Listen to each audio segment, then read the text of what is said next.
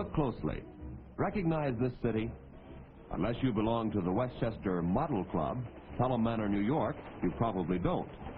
It looks real, but this is a model railroad, exactly 1/48 life size. Passing above, a diesel-hauled streamliner, copy of a Great Northern train. Club members build every piece of equipment. This road runs on a timetable. Trains always run on time. Westbound freight, complete with caboose.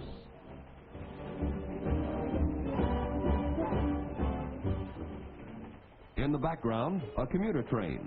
Overhead wires supply this train's power. The locomotive turntable, roundhouse in the background. Passing, a New Haven Railroad train with electric engine, another perfect scale copy. In the roundhouse, Eastern Line trains are completely serviced, inspected, tightened, cooled, watered, sandboxes refilled. This engine has just been serviced. Another station on the line, Silver Creek, passenger train arriving. Over 50 members operate this model railroad, a hobby commanding nearly all their spare time. Here comes the New York Central Fast Freight, an exact scale copy of those running between New York and Buffalo. On the lower level, a local freight. Comparative speeds of these trains are to exact scale, too. The passenger train's ready to pull out. Right on schedule to the second. What a way to run a railroad. Using a miniature yard switching engine, a complete freight train will now be assembled.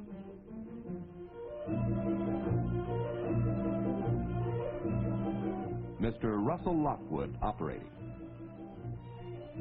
Just as in a real freight yard, the old switch engine does the assembling, picking up loaded cars all over the freight yard, backing off past the switches to change track, then reversing, a slow process aimed at moving all the freight into one line on the makeup track.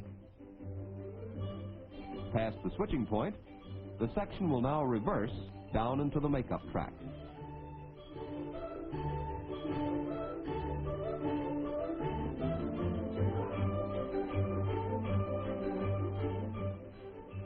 The switcher uncouples and goes for more freight cars.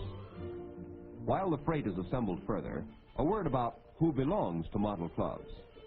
Members include executives and clerks, salesmen and school teachers, garage mechanics and bank presidents.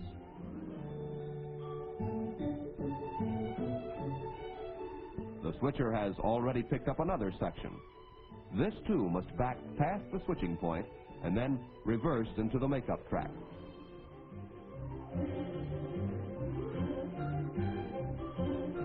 Making up freight is a back and forth operation. Now watch some tricky switching. Let her roll.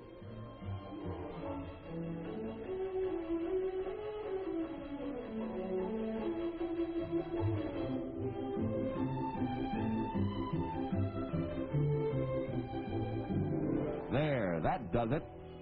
Oh, not quite. Seems to be something missing. What could it be? Mr. Lockwood seems to know. Our switcher certainly is after something. It must be down there by those ice houses. The yard engine sure is coming a long distance this time. Now we'll find out what he's after. Of course, the caboose. No freight's complete without a caboose. A locomotive, completely serviced, waits patiently while the caboose is coupled to the freight.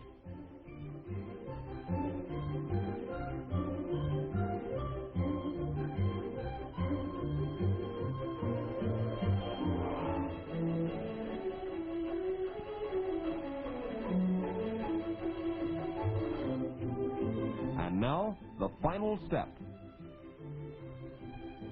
The road engine leaves the roundhouse and starts moving up to head the freight train. The yard engine's work is done. Here comes our road engine.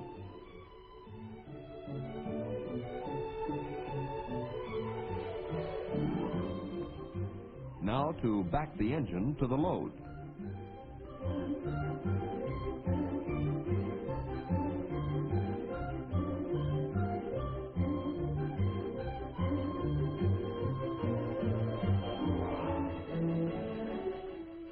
This freight is ready to roll.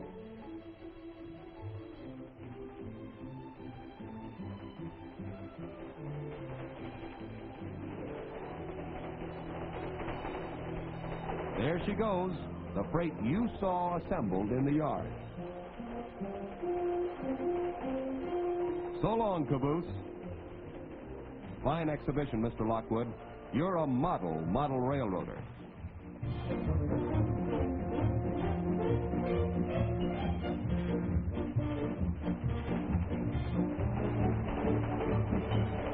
Here's something really unusual.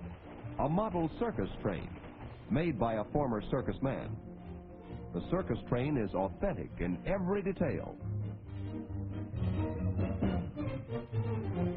Look at the animal cages. The show is on the road. If you've been wanting to run away with the circus, hurry.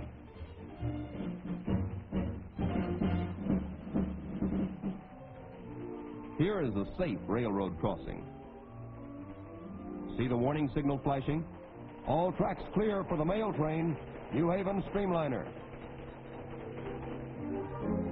This trestle up in the mountain division is so well built it will support a full-grown adult.